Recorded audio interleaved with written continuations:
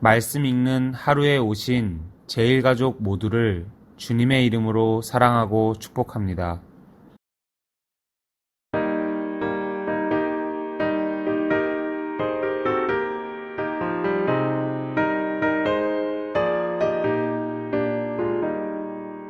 영광을 받으신 만유의 주여 우리가 명령을 따르리다.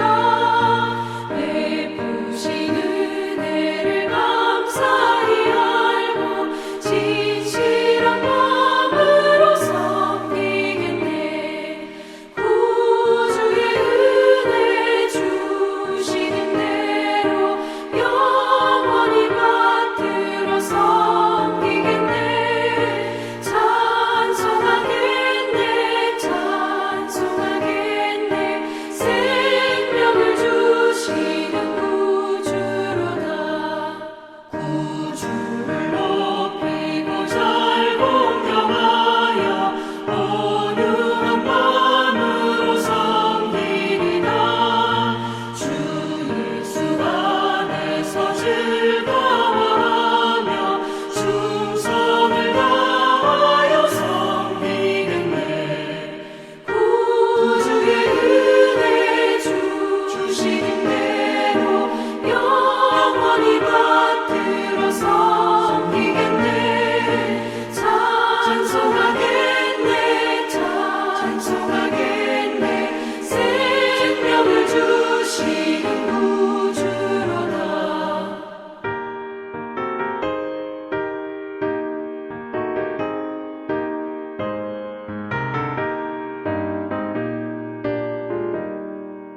예수를 믿고서 늘 사랑하여 참 기쁜 마음으로 섬기리다.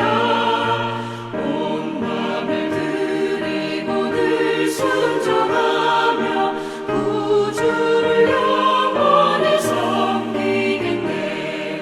구주의 은혜 주시는 대로 영원히 받들어 섬기겠네.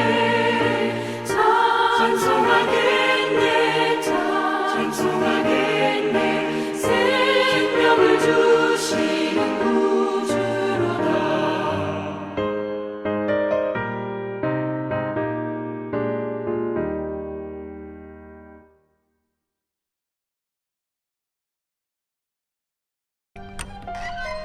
예수께서 성전에 들어가 가르치실세 대제사장들과 백성의 장로들이 나와 네가 무슨 권위로 이런 일을 하느냐?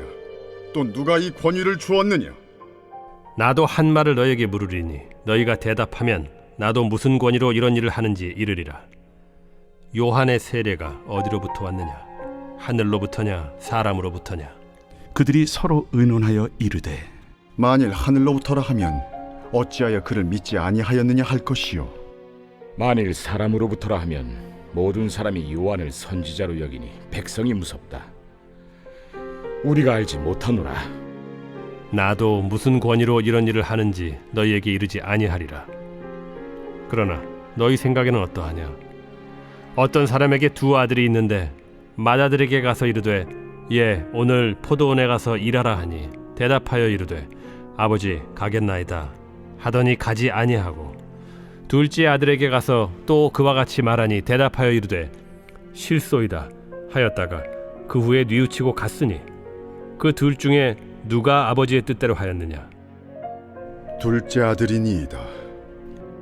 내가 진실로 너희에게 이르노니 세리들과 창녀들이 너희보다 먼저 하나님의 나라에 들어가리라.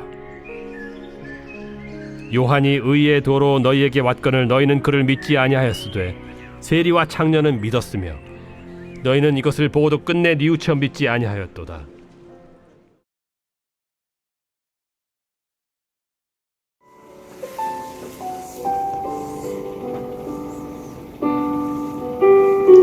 종교 지도자들은 계속 예수님께 도전적인 태도를 보였으며 그분의 권위를 떨어뜨리려는 의도를 가지고 예수님께 접근했습니다. 예수님은 이러한 태도를 신랄하게 비판하시고 과연 누가 하나님의 뜻에 순종하는 자인지를 설명해 주십니다. 예수님이 말씀하신 두 아들의 비유를 통해 순종하는 자와 순종하지 않는 자의 운명을 살펴보겠습니다. 포도원을 가진 주인에게는 두 아들이 있었습니다. 그중 맏아들은 포도원에 가서 일하라는 아버지의 말에 가겠다고 말했지만 결국은 가지 않았습니다. 그는 약속을 어기고 불순종한 것입니다. 예수님은 이 행동이 종교 지도자들의 행위와 같다고 말씀하십니다.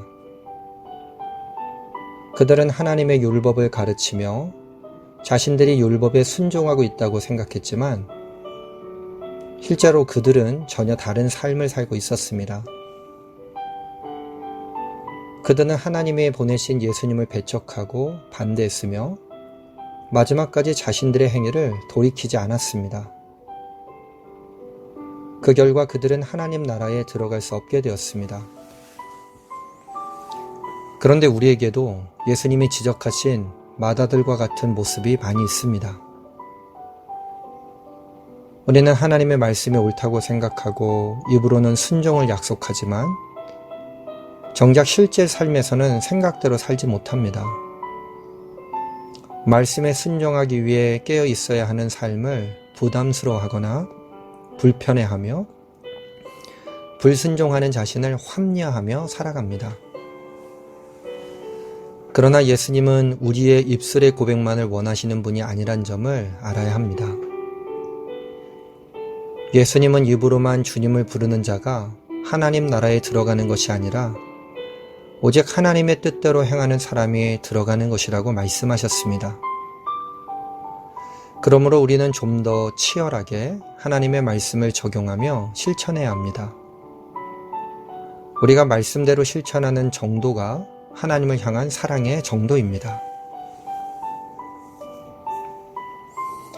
포도원 주인의 둘째 아들은 포도원에 가서 일하라는 아버지의 명령을 거절했습니다. 그러나 그 후에 마음을 바꾸어 순종을 선택했습니다. 예수님은 둘째 아들과 같이 순종을 선택한 자들에게 하나님 나라가 있다고 말씀하십니다. 그렇다면 둘째 아들 같은 이들은 과연 누구겠습니까? 그것은 바로 세리와 창녀와 같은 죄인들입니다. 그들은 둘째 아들이 아버지의 명령에 불순종한 것처럼 하나님의 율법과 배치되는 악한 삶을 살아가고 있었습니다. 그런데 그들에게 찾아오신 예수님의 말씀을 듣고 마음을 바꾸었습니다. 회개한 것입니다. 회개의 결과로 그들에게 하나님의 나라가 주어졌습니다. 그들은 종교 지도자들이 가장 경멸한 사람들이었습니다. 그러나 자기를 의롭다고 여기는 자들이 아닌 스스로 죄인이라고 인식하고 겸손히 예수님께 나오는 사람이 결국 의인으로 받아들여집니다. 하나님이 보시기에 우리 모두 죄인입니다. 하나님의 명령을 철저히 거절하고 살아가는 반역자들입니다.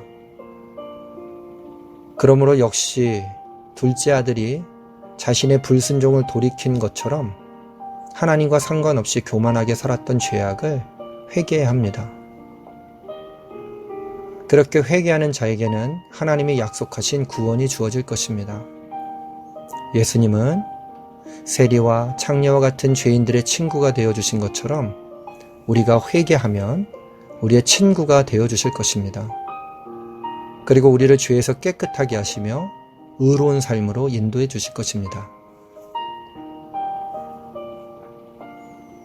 예수님은 죄인을 불러 회개시키기 위해 오셨습니다. 예수님은 스스로 의롭게 여기는 사람이 아니라 자기가 죄인임을 인정하고 돌이키는 자에게 구원의 은혜를 약속하셨습니다. 그리고 회개가 말로만 고백되는 데서 그치는 것이 아니라 구체적인 삶의 영역에 적용될 수 있도록 우리를 각성시켜 주시고 우리에게 힘을 공급해 주십니다. 오늘 새로운 날을 맞이해서 새로운 발걸음을 옮기는 우리 모든 제일가족들 가운데 참되게 순종하는 자의 삶이 있기를 주님의 이름으로 간절히 축원합니다. 기도하겠습니다. 주님 주님의 말씀 듣게 하시고 말씀에 순종한다고 고백했음에도 불구하고 순종을 삶으로 실천하지 못했던 저희들의 죄악을 보게 하심을 감사합니다. 처음에는 죄인들이었지만, 처음엔 하나님께로부터 떠난 사람들이었지만 예수님의 말씀을 듣고 돌이켜 회개하여 주님의 말씀에 순종했었던 사람들, 오히려 그런 삶을 살아가는 하루가 되게 하여 주시옵소서.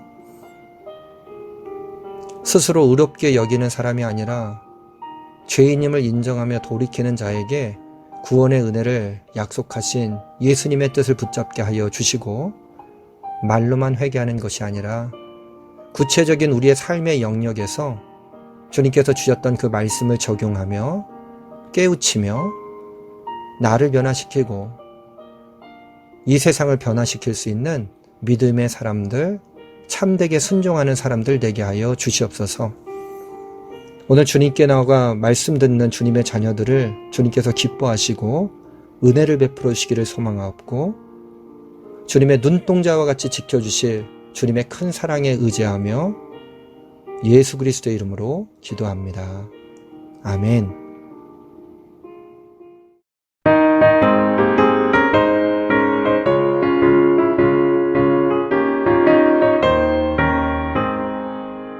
내가 매일 기쁘게 술래의 길을 담은 주의 팔에 나를 안보하며, 내가 주의 큰 복을 받는 참된 비결은 주의 영이 함께함이라.